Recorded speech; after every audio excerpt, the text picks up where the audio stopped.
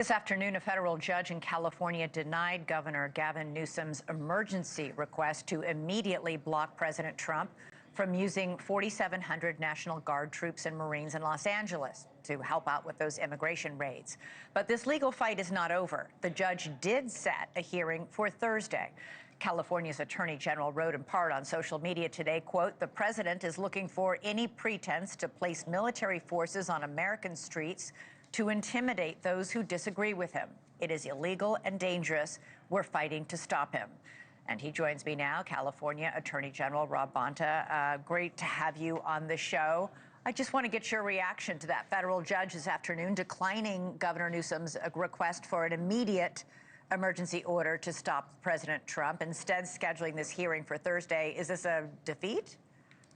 Not at all, and it's been misreported as a denial. He didn't deny anything. He just scheduled a hearing for Thursday. So right, but the governor had asked him to rule by today and to issue an emergency order today.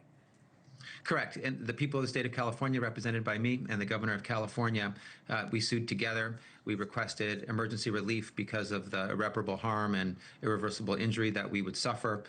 There was a last-minute request by the federal government to give them 24 hours more so that they could submit their response to our request.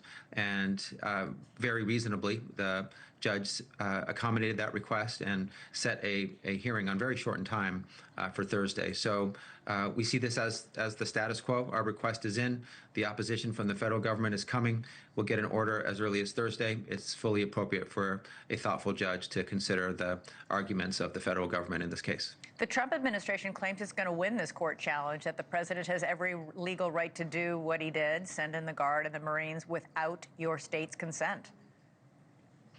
I believe that that is their position and that they're very wrong on that position. There is law on this. This isn't about policy that we're trying to create as we go. There's existing law that governs what the president can do and can't do.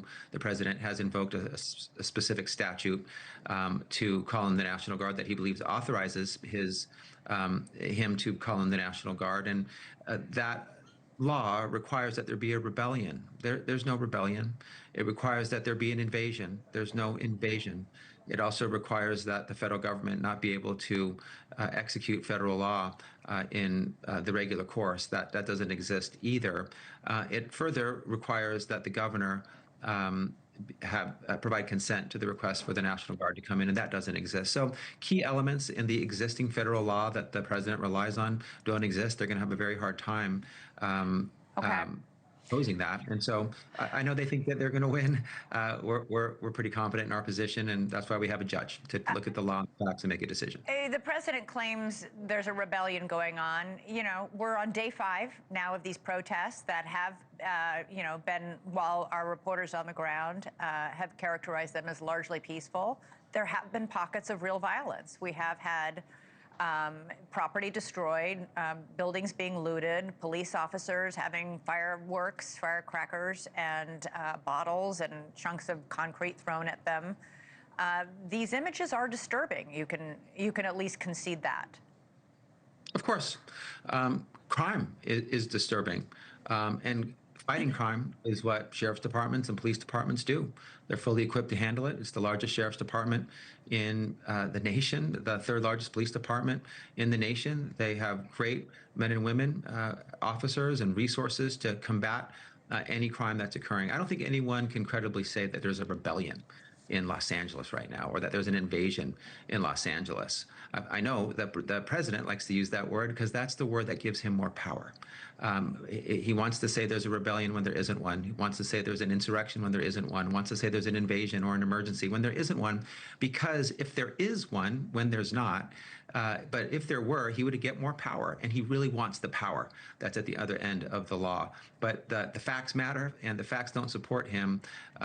The great men and women of law enforcement in Los Angeles have been able to clamp down on the violence that has accompanied the largely peaceful protests. When you have peaceful protests, you have agitators and those who use the cover of the protests to engage in unlawful conduct. It's wrong. They should be held accountable. They should be prosecuted to the fullest extent of the law. That's largely been happening, and none of that was being done by the National Guard or the Marines. It was done by local law enforcement agencies, sheriffs, and hardworking members of the police departments who are getting the job done on the ground. Thank you for watching. Subscribe below and download our NewsNation app right now on your phone, and you will get fact-based, unbiased news for all Americans.